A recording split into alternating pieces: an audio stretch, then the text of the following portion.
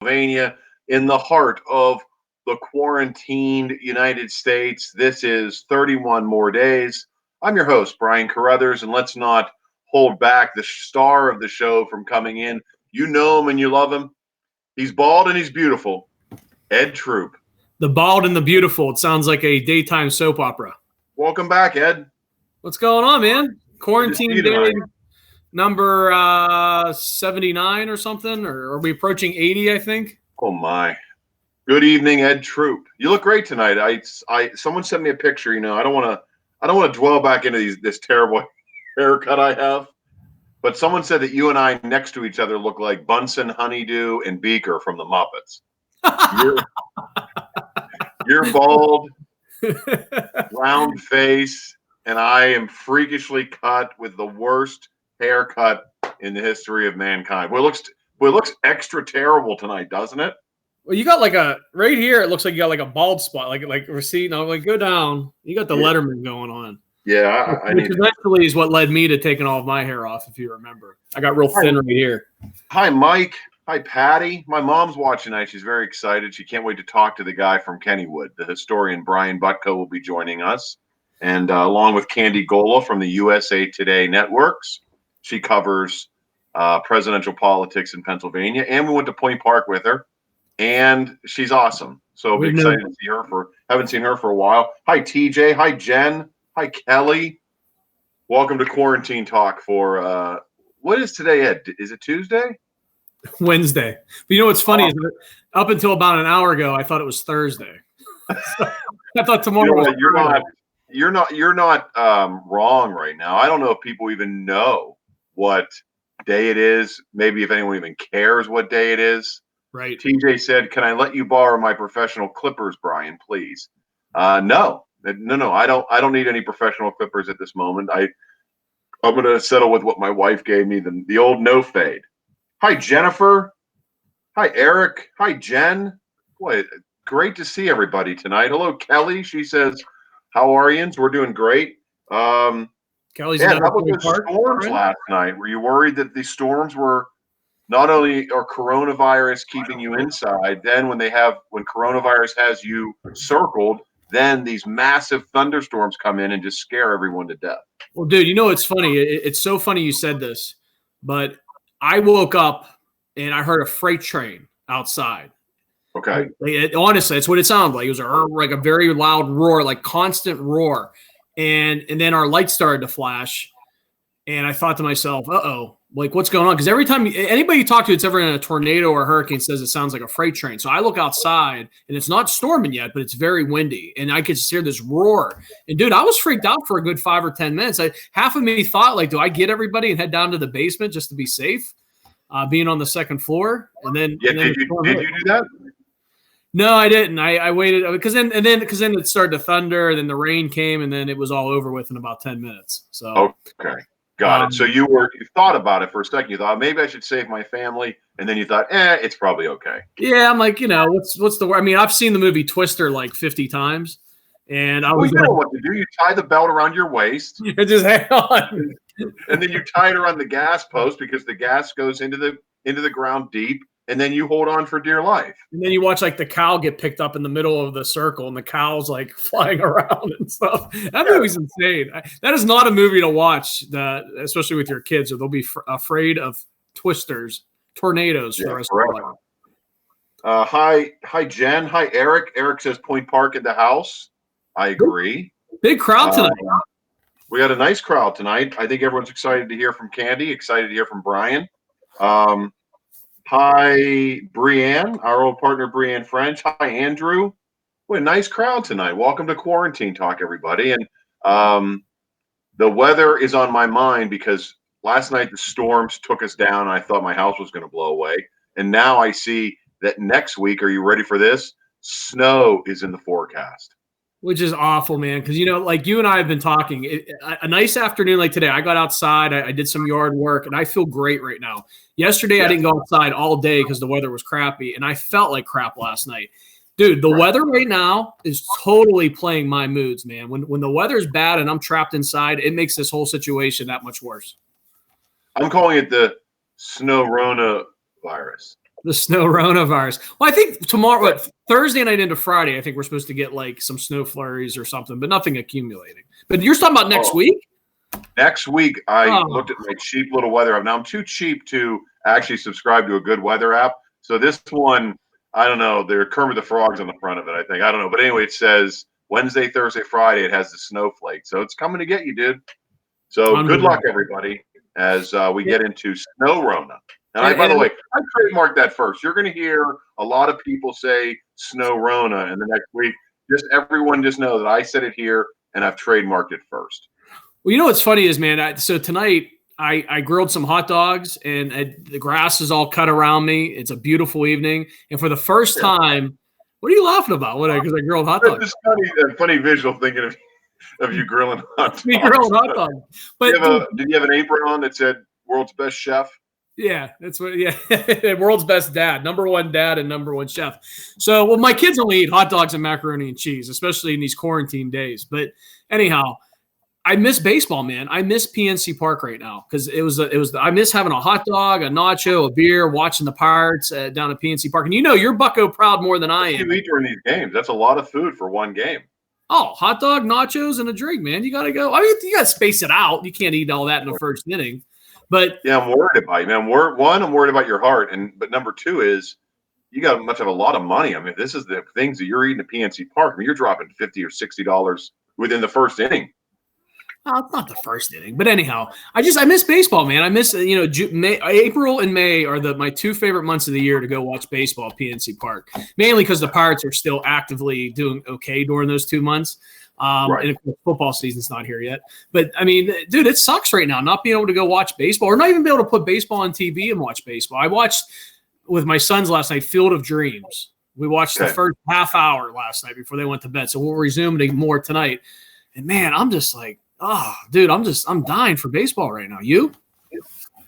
Yeah, I mean, that was the first thing that sunk in on me that this was real, that baseball got postponed. And now they're having some crazy talk about moving all the teams to Arizona and playing the games in quarantine. But they're worried about old coaches and managers dying during these games. And it's just not going to happen. But I guess you have to do something and try to get ahead of the curve and say, we're going to try this. Kelly wants to know, no peanuts, Ed, when you go to PNC?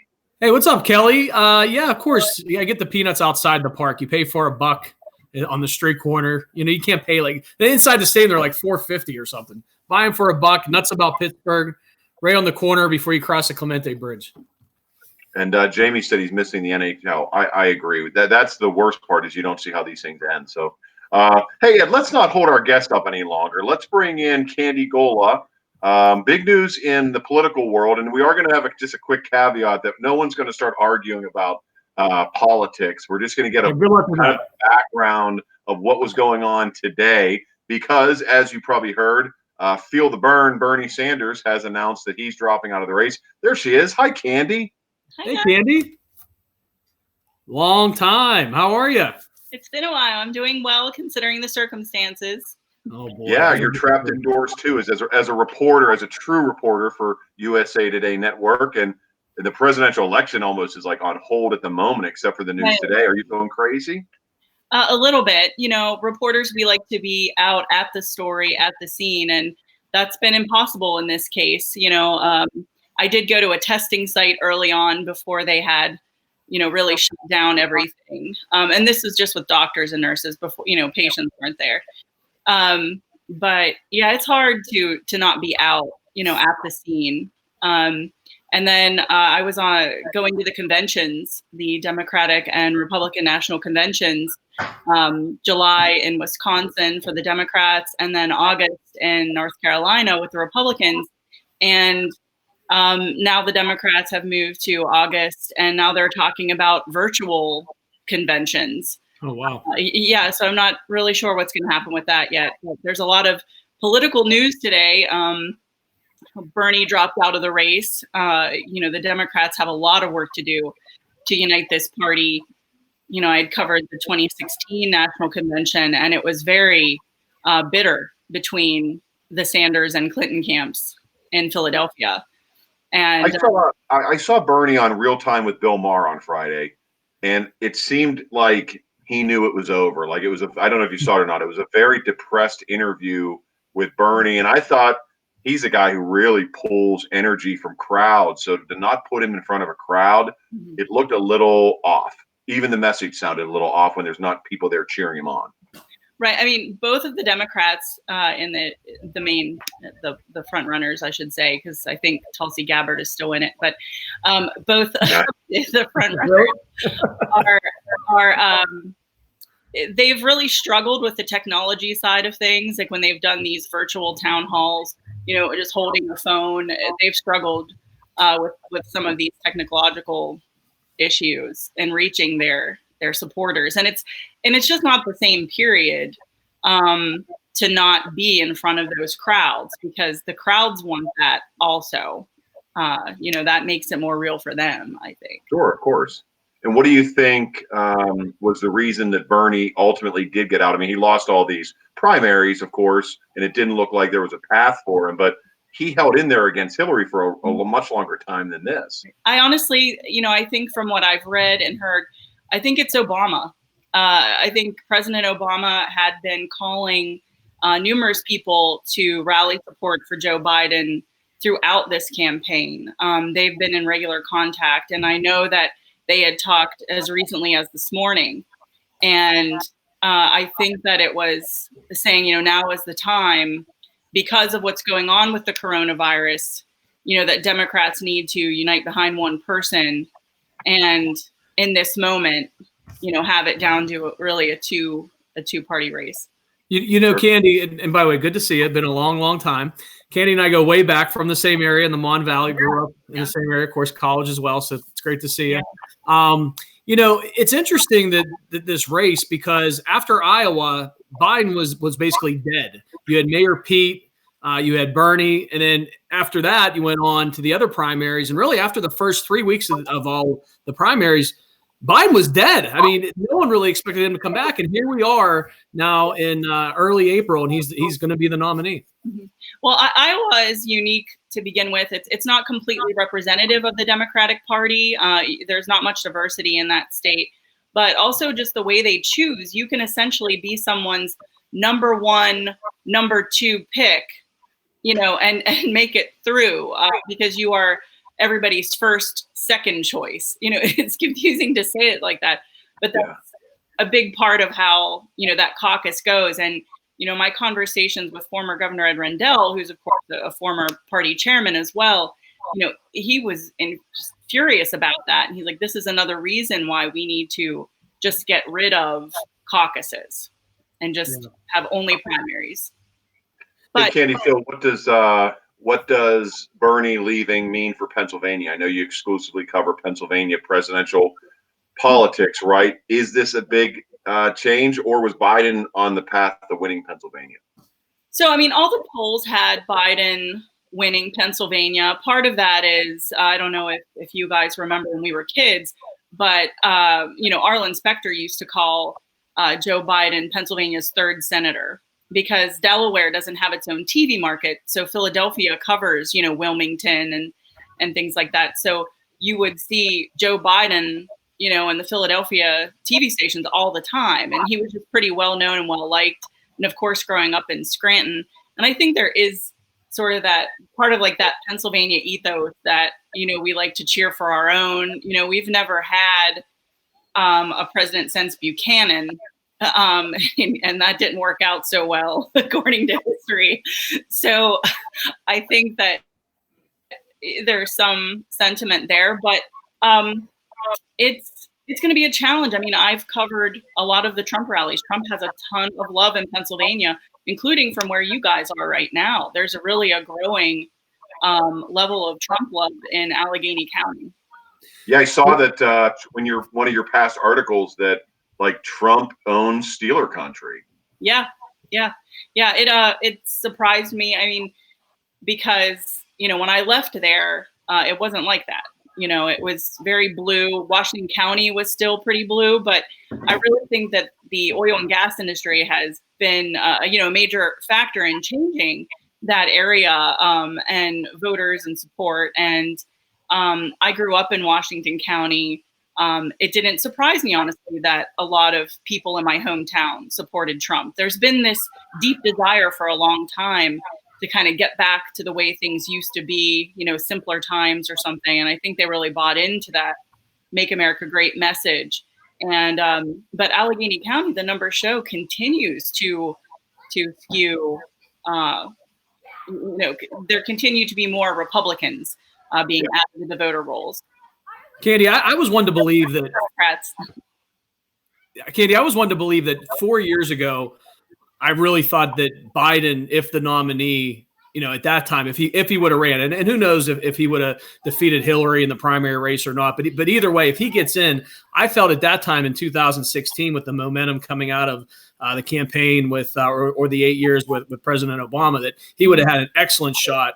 And then I feel he's missed the opportunity. 4 years later, maybe his time's passed him by. I mean, what's your feeling on Biden 2020 as opposed to 2016? Do you think he has a pretty good shot here?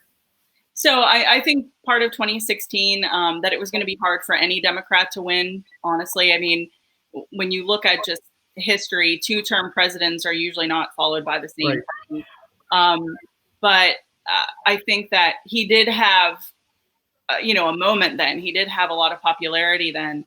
But, he deferred to Hillary Clinton because it was supposed to be her year. The party had kind of decided that. And his son did recently die. Right. And now I think that, I think in June of 2016, I was already writing articles saying, Trump really has a chance to win Pennsylvania. But now I think it's honestly so early. I mean, the crisis we're in right now with the coronavirus, I heard people talking about this on TV tonight and, Trump saying this is going to go away, but we really don't know if this thing comes back in the fall, if there would be a resurgence, much like what we saw with the Spanish flu. So I think it depends on a few things. Does this come back in the fall? How is it handled then?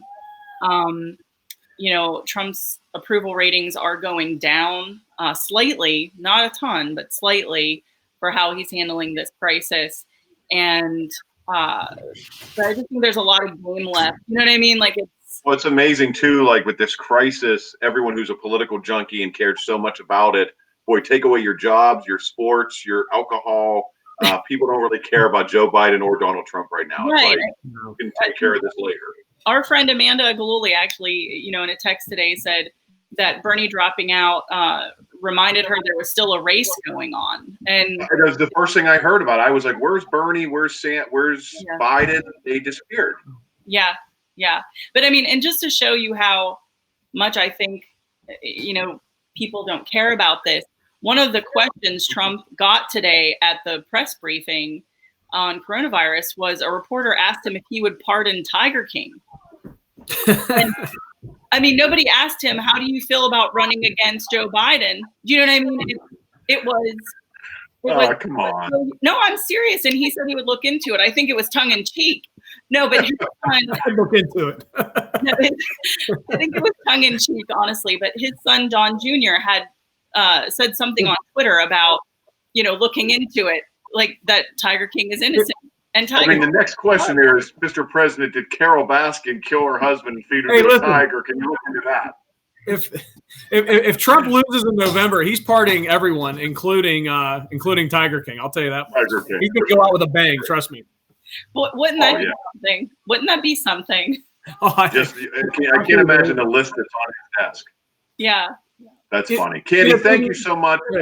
This is a big time, and maybe now the presidential election will come back front and center. And you see Trump, and we were trying to keep it as non-political as possible. But I mean, it isn't like the pandemic has swayed anybody that they think Trump is great now, or anyone who thinks that Trump is horrible now. So it's the biggest popularity contest in the world. So I guess we'll see what happens. Yep. Thank you, guys. Yeah, of course. Candy's been doing a lot of work in and around coverage of the coronavirus across Pennsylvania too. So definitely check out her work. Great column the other day on being at home and stuck with your kids all day and trying to navigate life through that. I think we're all feeling that pain right now. I had a chance to read that the other night, so keep up the good coverage. Thank you, guys. All right, there she is. Thanks, Candy. Way too smart to be on this show, and we appreciate you. That's for sure. Thanks, Candy. There she goes. Candy Goal, everybody, from USA Today. That's funny that Trump was asked about if he'll pardon the Tiger King. There's probably 50% of the country who is interested in knowing if Trump would pardon the Tiger King. That's great. I mean, I'll have to check that out. Yeah, we've absolutely lost it. Hey, let's just say hello to a few people watching, and then let's bring in Brian because I know people are waiting to talk to him and have emails for him. Hi to Ray and Scott. Ed, your neighbor Scott Stoner's watching. Did he cut the grass yet? No, still holding out. It's unbelievable. It's the holdout 2020 for Scott Stoner cutting his grass. Here's the thing. It's not a holdout, Scott. This is smart. It's only April. My wife forced me to cut the grass the other day, and I just thought this might be the final straw. We can't leave the house, and now I'm being forced to cut the grass. But good for you, Scott. Hi, Merrill. Hi, Coach T. Glenn. Candy's now back on watching this. This is great. So we'll continue right along. Hey, one of the guys when we talked about doing this show during quarantine was Brian Butko, who's a historian. He's covered a ton of things on Kennywood, on Isley's. He is, Ed, did you know this, that Brian, our guest now, is the best local writer according to the City Paper for the last 3 years. Oh, wow. That's great. Very good. Let's bring him in and we can talk all about Kennywood. Hi, Brian. Welcome to the show. Hey, guys. Hey, Brian. How are you? Brian, where do you live? What part of Pittsburgh do you live in? I'm in West Mifflin, walking distance of Kennywood. Well, is that what has started back in the 80s, your love of history and your love of Kennywood? Is it basically in your backyard? Well, we grew up thinking everyone had an amusement park in their backyard. So it was kind of funny to learn, as an adult, they didn't. But, as a teenager, when they were building the new Steel Phantom, and my dad would say, Brian, you're a writer. Why don't you write a book about Kennywood? And in my youthful exuberance, I would say, oh, Dad, there's already books on Kennywood. And, I guess I should have listened because I'm now writing my third book on Kennywood. Yeah, your dad was a smart guy, no doubt. And I saw that this book, you've had 2 of 3, and then just kind of playing around online, seeing what you're working on. This most recent one that you're digging into is like blueprints, conceptual ideas, lost photos. And maybe I'm a nerd, and I don't know if you're like this way either, but like I could look at an old blueprint for like 3 days. Oh my God, this is where they were going to put the front door. Yeah, I love those, and a lot of fun digging all those out. We have a Kennywood history group behind the screens, and I always post those things, and there's a core group of members that love that too. But I have to laugh because the most rare drawings or old photos don't really excite members, but you give them a good rainbow over the parking lot and they go crazy for that. Yeah, for sure. For sure. Well, we were talking last night as we were preparing to have you on, Brian, where some of the rides in Kennywood, I know now, what is it? The Jackrabbit's hitting the 100th year of the Jackrabbit, which is exciting and scary all at once, that you get on a ride that's been around for 100 years. And the old mill is returning. Is there one, through all your research, maybe physically and going back before you were even born, what ride for you is number one? Yeah, it would have to be an older ride and nothing that goes in circles. So probably the Racer, because that's a pretty fun ride. And it's more than just out and back. You get the sense of a little bit of a journey, and of course you're racing the other cars. Yeah, how does it circle? Have you done any research on that? How you start on the left side, but you end on the right side? That's the biggest thing in Kennywood. Yeah, that mystifies everybody. But, it's pretty simple because when most racers are together, the two cars, here I have to back up, they make the turn together. But you think of the Racer where it comes out of the station and they go separate ways. So within 10 seconds, you've already reversed what side you're on. And then it just continues back to the station that way. Brian, sounds like you're a lot like me. I'm not a big going around in circle type of guy. We need to go forward and up and down, not backwards or around in circles. So that eliminates several. The pirate ship comes to mind at Kennywood, and the magic carpet ride, and some other things. Even the Steel Phantom, I can't do that now. I did that when I was a kid, but not now as an adult. It's what do you like, Ed? You don't like the Steel Phantom? I think got rid of the loops. You can go back now. Did they get rid of the loops? Are they gone? Okay. Yeah, when they redesigned it as Phantom's Revenge, so those 3 giant loops are gone. So you're safe. There you go. I'm safe to go back. But it's interesting. I grew up in the Mon Valley, and the way we always went down to Kennywood was to follow those big gas pipes down the Monongahela River.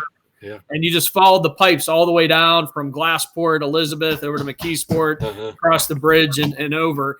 Right. And then eventually just popped right into, through Duquesne and up the hill and into Kennywood. So a lot of history being a Mon Valley guy, and I can really appreciate, the history of Kennywood Park and that region and all the good stuff that's happened out there. Yeah, it's been fun.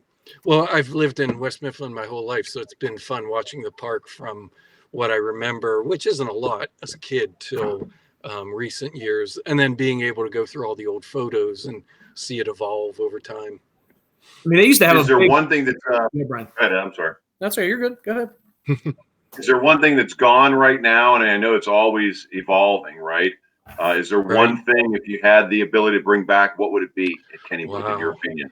Well, it's almost dangerous in our group posting old photos, because I can always expect within minutes, if not seconds, that if I post the turnpike, bring it back, or the rotor, the old mill, thank God they're going to bring that back. Mine would probably be the Ghost Ship, the dark ride that burnt down in 1975. Well, why did it burn down, and were there people on it when it happened? Oh, yeah, it was full of riders, and the reason behind it, like a lot of things, are contested to this day, whether kids were smoking or throwing matches or something, or it was wiring. Posts in our group always spiral out of control with all the different theories over things like that. Oh, interesting. My mom told me today, we were FaceTiming because, we have to be so distant from each other, Brian. And she told me that my great-grandmother's favorite ride at Kennywood was called Laugh in the Dark. Yep. No, do you know what that ride is? Because she couldn't remember exactly what happened in that. Well, yeah, it was another dark ride that you rode through. And that's actually one of the rides that inspired me to finally start riding, because my parents would talk about it, and my older brother, and I would always, and then you'd see pictures like in Rick Seebeck's video that you'd see Laugh in the Dark, and I thought, I know the whole park, where could that possibly have been? So my first idea for a book, my kids started working there and I was dropping them off, and I thought I would like to know where everything was. And so I conceived a walking guide, and that's what my first book is, where you go through the park. And so when you get to the front and there's the skyrocket, that's the entry in the book. But then it shows, before that was the turnpike, before that was Laugh in the Dark. Before then, so Laugh in the Dark was right when you came in. Right. And there was the original bumper car ride there first. So it was just another one of those dark rides, sit in a little car and hokey things jump out at you from the dark.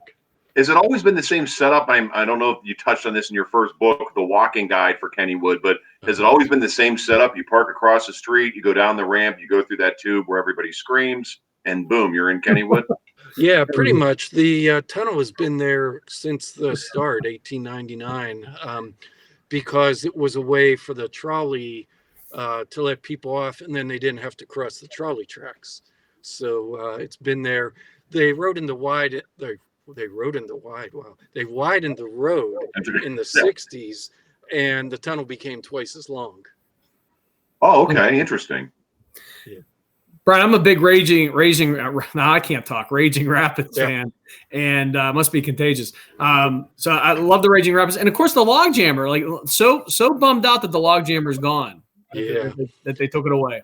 Yeah, well, you could even see when was Seebeck's video, 88, I think, and you could already see the material what was it, fiberglass was already starting to deteriorate. So you figure it's sitting outside year after year, and imagine how much weight, all that water, and then the weight of a boat, and then the weight of 4 to 6 people in a boat. So without this being at all a technical determination, I would worry that a boat would just crash to the ground one day, because think of a ride being, 40 some years old, and supporting all that weight. And so that's not to say I don't miss it or wanted it to go, but I love old cars too. And before all this, I drove to Pittsburgh and back every day. And I loved, I had a 60 Pontiac, a 58 Edsel. I sure wouldn't want to drive them on the parkway every day. And, those old rides, they're putting people in it and spinning them around at high speed, hour after hour, year after year, and hoping that no one gets hurt. So, and with the modern obsession with lawsuits and lawyers, it's a tough thing to have a park that depends on old rides, and those companies often are out of business. They do make parts sometimes, or you can have them made, but it's a complicated question that a simple meme that we want the old mill back, or we want the log jammer back. It's a lot more complicated than a couple word meme. Yeah. Well, here's the thing too, on that old mill, the girl that you made out with on the old mill. I cannot hear you. Oh, I'm sorry. The girl who you made out with on the old mill back in 1990. I cannot hear you. Did you lose Brian? I can't hear anybody. Uh-oh. Can you hear me, Brian? I can't. Oh, Ed, I got you. Did we lose Brian? Yeah, I still got you too, my friend. You got Brian, me? Wonder what happened. We were doing good there. Do you have me? I have you. You're good. You and I are still on, but we lost Brian. We'll get him back in there. Brian's got a lot of wealth of information. The one thing I wanted to bring up to him, and I'm sure he'll buzz back in, was our friend Mike, just at the end of last year, had the charity auction, and he bought the log jammer ride thing, the car, which I think is awesome. Anything old and then anything very cool. I think there's a lot of fun. And now our buddy Mike Cowden saying he's buying one of the Turnpike cars too. So wow. Mike's also going to get a Turnpike car. Hey, you're welcome back, Brian. We were just talking. A friend of ours, Mike, won the charity auction last year, and he has the what is it? The just like the car from the log jammer. Right. Which is pretty cool. I'd love to have that in my basement. See, when I got disconnected, I thought it was you were so angry that the log jammer was gone. You're like, he's out of here. Get him out of here right now. That's funny. It's funny as times change, though. When you think of the old rides, I mean, and it's funny the lore, right? Because I mean, that's what most of it is, right? Just the lore, just the folksiness to it, and the stories that my parents told me. I tell my kids that. That when you sit on the back of the jackrabbit, it comes off the tracks and, hang on tight and those sort of things, which are really cool. But I think Kennywood's done a decent job growing and adapting. Yeah. And maybe some old timers don't love it. I'm not in love with all of them, but boy, that Steeler ride is pretty incredible. Have you been on that? I was. And, those kind of rides aren't my favorite, but I thought, paratroopers have jumped out of airplanes to save our lives and to fight battles.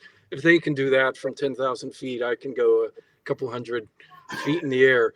But for anyone who hasn't ridden it, it is disconcerting because you kind of pause at the top and it seems like you're miles up.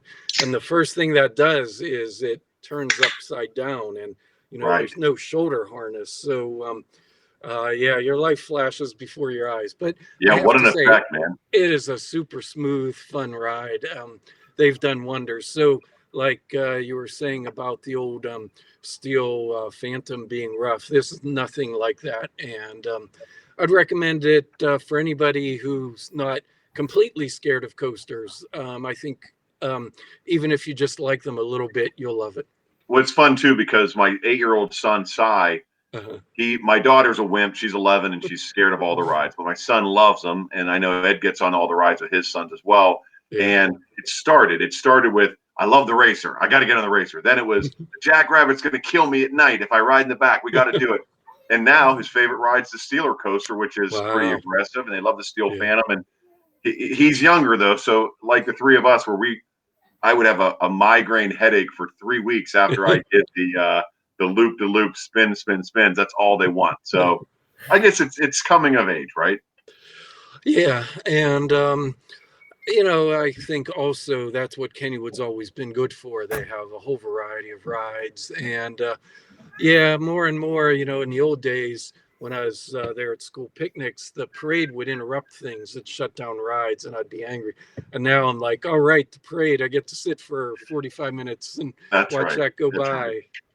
Right. See, it's funny with Ed, you saying about your favorite rides, Raging Rapids. We should get Brian's opinion on this. I don't hear Raging Rapids a lot because I would avoid it because I wouldn't want my shoes to be soaked for the rest of the day or my shorts. So I didn't put that number one, but Ed, you still have that as number one.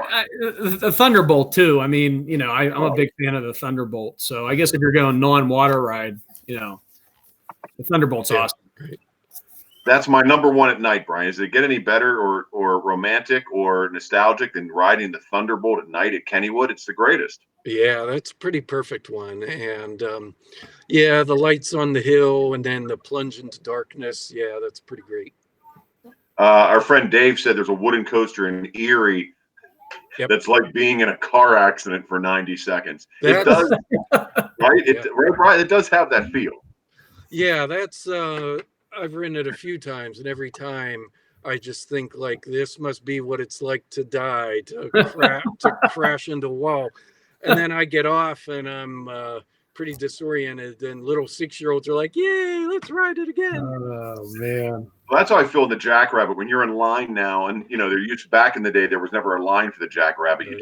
You just cut in line, and everyone would get mad. Now they send you down that alley and back. But when you get a chance to look up and you go, wow, this is made of wood, and then you go, wow, there's the screws, and wow, look how much it's shaking when the cars go by. This is so scary that I'm going to get on this. I wouldn't get on a car if someone built it like that. But Jackrabbit, I'm in. That's what makes the wooden ones, I think, so perfect. Yeah, and Kennywood maintains them so well. The wood is replaced regularly. They're doing a lot this year on the Thunderbolt, actually. So they take a lot of pictures and document it nowadays. But throughout the decades, there's none of the original wood left. It's all replaced every few years. God.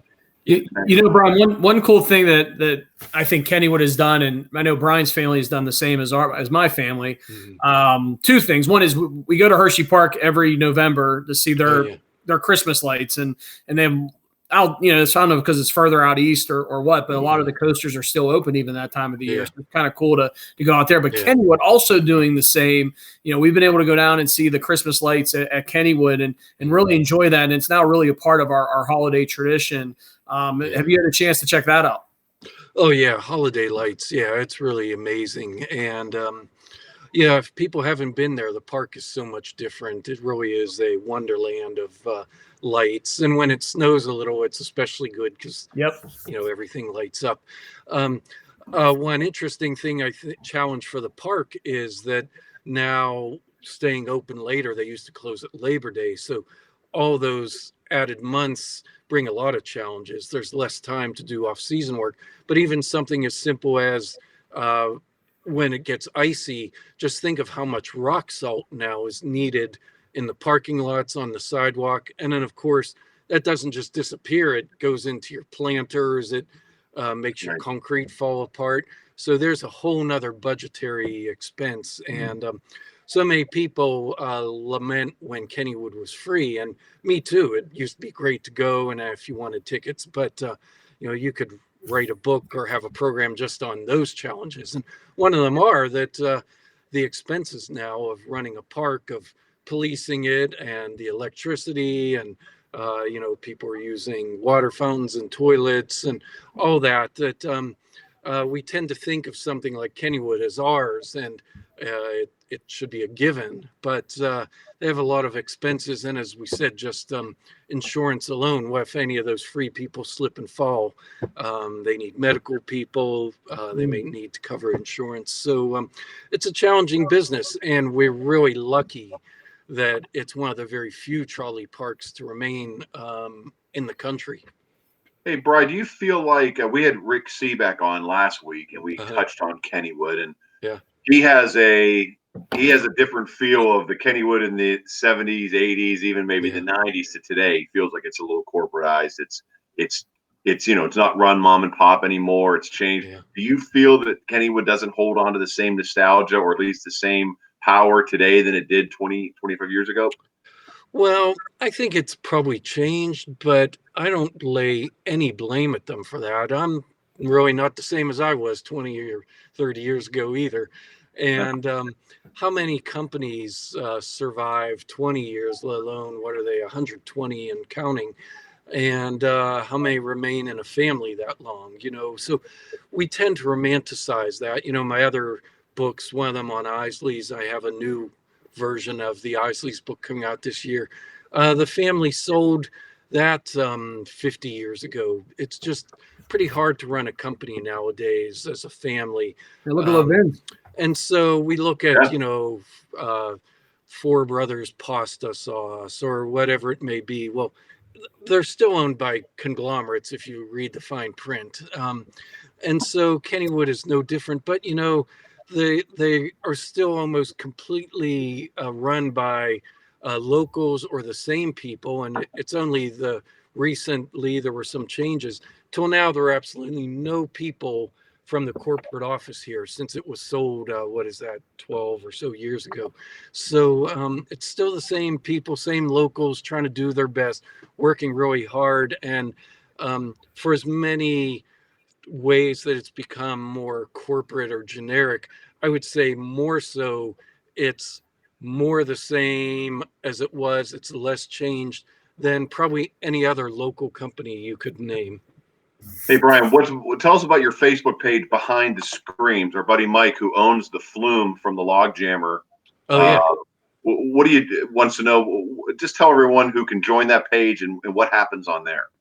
Well, we try and limit it to history, and it's not that we're against current events, but the discussions we just had that were pretty positive and diplomatic on there, as soon as we are glad to have people's opinions and glad to have disagreement. But I tend to wake up every morning and people like to slip in things overnight, like, oh, this is horrible or bad. And they spiral out of control with, like you were saying, all that, since it's not family owned or whatever. So we try and keep to history.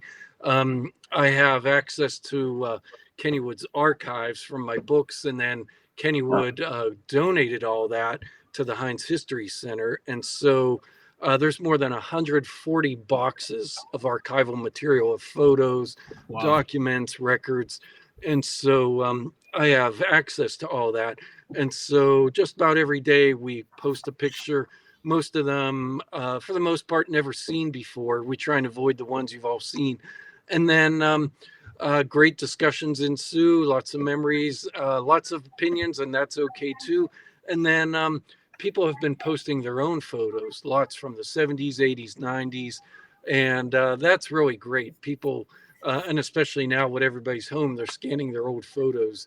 And so it's great fun seeing them in their old polyester, those red, white, and blue striped shirts, or the ones that had balloons back in the day. So we have a lot of fun, and people there know a lot more than I do.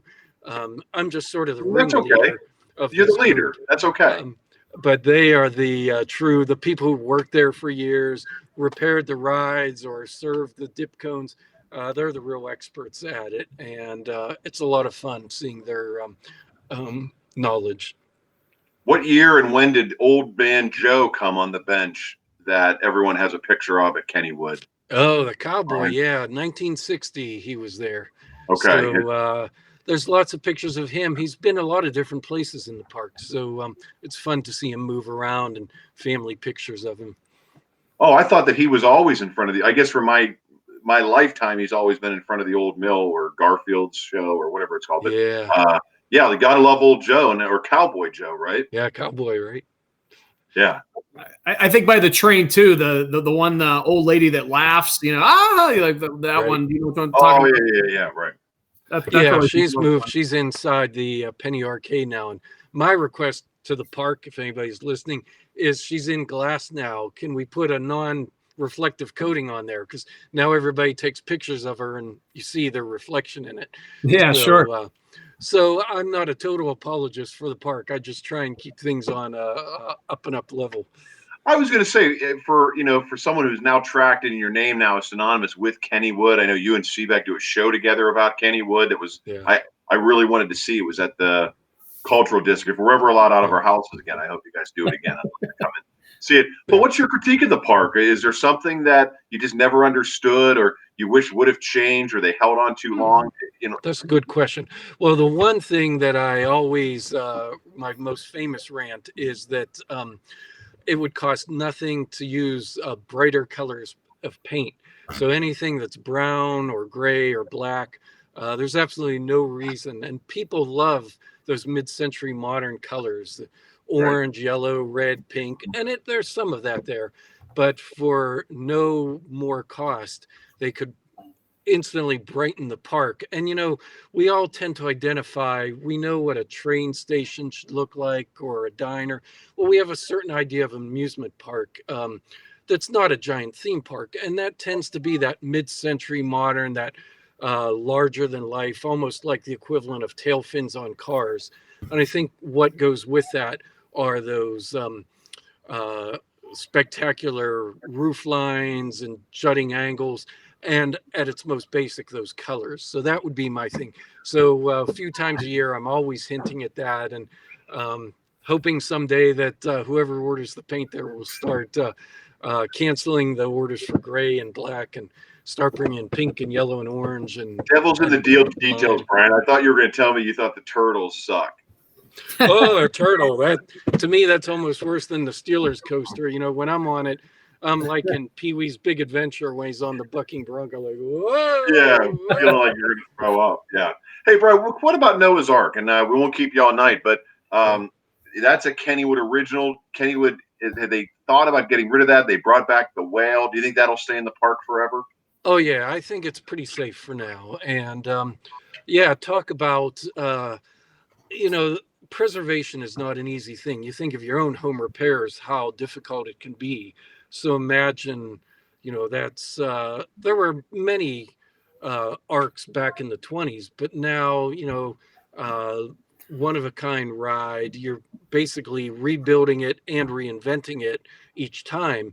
And so for them to have sunk how many dollars into that, tens of thousands, hundreds of thousands to do that, to literally bring back the whale.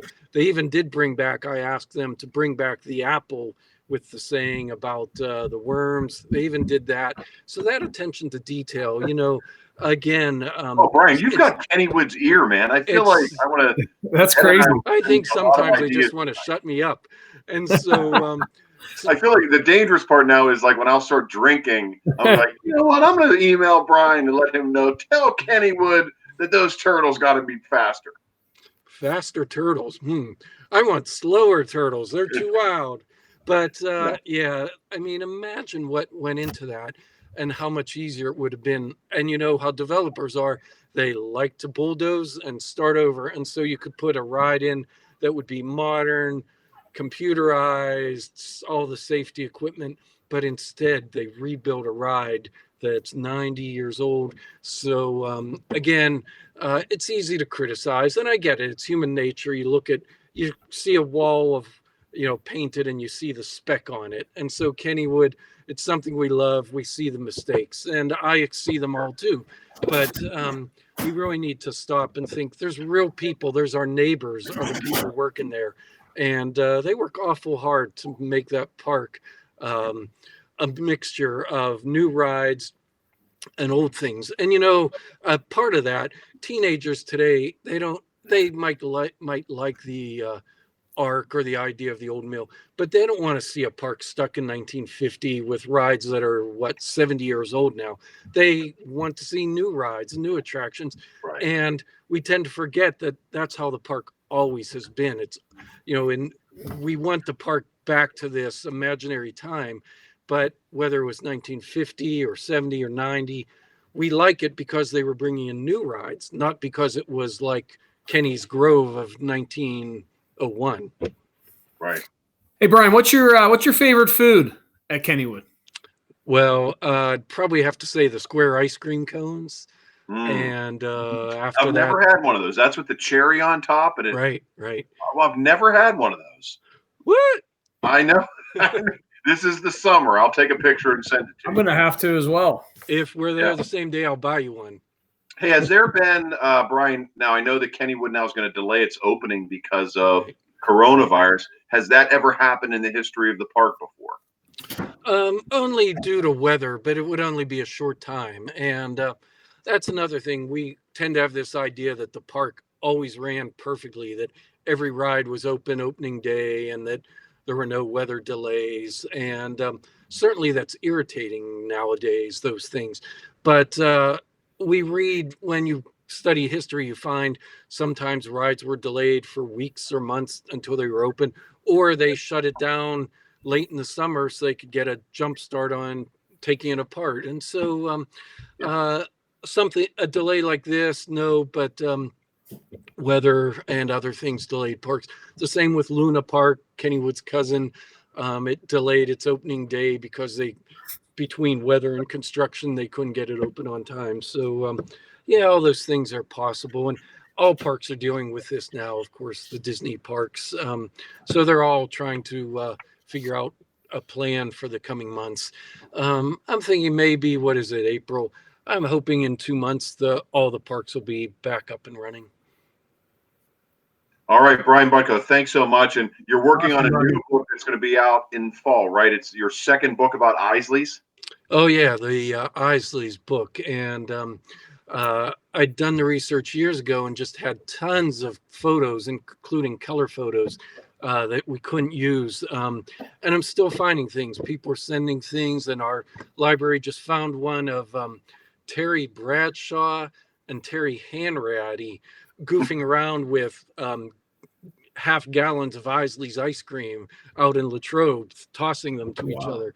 So it's going to be a really fun book. So yeah, that'll be in the fall. All right, looking forward to it, and we'll put your website up as well. And Brian Butko, thank you for the time tonight. A trip down memory lane with Kennywood, and good luck with books. And hopefully 2020 you'll become the 4-time back-to-back best local writer in Pittsburgh, according to the city. Well, thanks for having me, guys. I appreciate it. Thanks, Brian. Yeah, all right, Brian, be safe, man. Wear the mask. Thank you. All right, there he goes. Brian Butko, everybody. Smart guy. Boy, that guy knows his Kennywood, huh? Tell you what, very, very impressive, man. Just like a lot of our guests, you one question, then let them go, man. Let them get their message out, get their information out. Very impressive. Yeah, and boy, I think for Pittsburghers, the Horns Tree, Kennywood, and then of course whatever sport you follow, that has to be probably within the top 5 of things that people are nostalgic for always about Pittsburgh. But boy, Kennywood has to top that list. Permane brothers. I think Permane's would be on that list, right? Well, it's funny what Brian said too about how everything's owned by a conglomerate now. So is Permane, so is Kennywood. But you do have that tie into the community like a Kennywood does or like a Permane brothers does. It'll have it. Now, what's great is I guess Brian's friend, is it David Shore? He's been like trolling Brian throughout this whole interview and saying he wanted to come up. He's like, "Can I come into your house, Brian, and talk over your shoulder?" And he's hilarious. He's hilarious. The comments tonight have been very unique as I'm watching them, and I feel bad if Brian's still watching this. Please know that I was not giggling at his responses, but if there was a giggle that came up on either of our faces, because while he was talking, I'd read a new comment that would pop up, and there's definitely some good ones to sift through here tonight, for sure. The interesting thing about Kennywood, man, is of course is your school day, right? When your school had their Kennywood day, that was always a big deal. And I know where I went, Bell Vernon, it was always the second Tuesday of July. It might even still be to this day. Well, do you know the other important event that always happens? Usually, definitely in the past, maybe not so much today. The second Tuesday in July. Nope. The All-Star Game. Major League Baseball All-Star Game. So it sucked, man. We used to always go to Kennywood on that day, and I always wanted to get back in time and leave the park early so I could come watch the All-Star Game that night. It was always on the same day as the All-Star Game. That's a bummer. Or, Kennywood was always smart because as popularity grew, they would have to have several days. So it'd be Bell Vernon Day, Montour High School Day, Italians of Pittsburgh Day. Yeah. They were always smart that they never would bring like Yock and Bell Vernon and TJ together because they knew that there would just be brawls amongst like high school football fans there. Right. They're part of Kennywood. Yes, right. Yeah, for sure, man. But Brian has some great information, and Kennywood's a fun place to be. One of my favorite things to do at Kennywood is when we go down to see the lights around Christmas time is you ride the train, and as you're going through the train, you look over and you see the Mon Valley, you see the Monongahela River off in the distance, and there's usually snow, and then there's very few steel mills in Pittsburgh that are still operational, and the one across the Monongahela River there is still operational across from Kennywood. The name is can't come to my head right now, the name of it, but right across on the other side there near McKeesport, and it's all awesome, man. The whole sky's lit up orange and just gives you a really sense of the rich history of Pittsburgh. Well, and that's the one you see from the Thunderbolt, right? When you go down the first dip and then you go up, and that's the allure of it, right? Are these stories, are these stories now time over time over time where you get to the top of the Thunderbolt and you're with your kid, and just like you were there with your dad or your mom, and they go, look left, you can see all the mills, you can see all the and that's the beauty of it. That's the beauty of Kennywood. Yeah, very that was great time. I'm glad Brian was able to give us some time, and I'm really looking forward to his book on Kennywood that comes out, that's blueprints and whatnot. And how did we not know that he has the mother lode of the Kennywood files? So imagine his house are just stacked up. 150 boxes, I think he said, of pictures and old documents of Kennywood Park. That's pretty cool. impressive. I feel like at Christmas time, Brian should come back on and say, okay, highest bidder gets one box. I won't open it. I won't tell you what it is. Highest bidder. Take your box. Yeah, I don't know what's in it. Maybe it's Seebeck's old videos. Maybe it's potato patch fries that are all moldy, or maybe it's blueprints. Maybe it's the first contract. But that would be great. That would be great. So what else, Ed? We're on our way out for tonight. Tomorrow we're going to take a quick trip down memory lane as well. David Fanoli, the author of the new book about Three River Stadium, is going to join us. Looking forward to talking to him and digging into some of the great stories of Three River Stadium. And hey, while you're stuck in quarantine, what else are you going to do? Let's listen to some stories. Absolutely. Three River Stadium.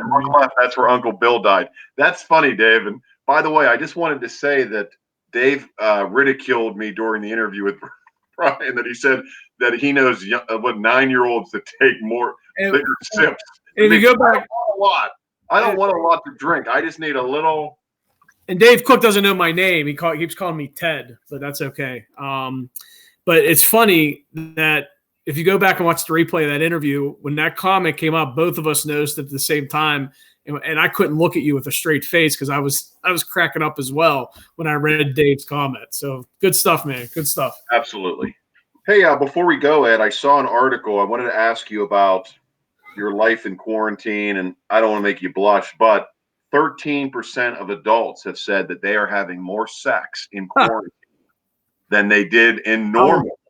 How long have they been married? Well, it's crazy. This article in the New York Post that gets into this just weird breakdown of how, and let me pull it up real fast, and then I promise we'll be done.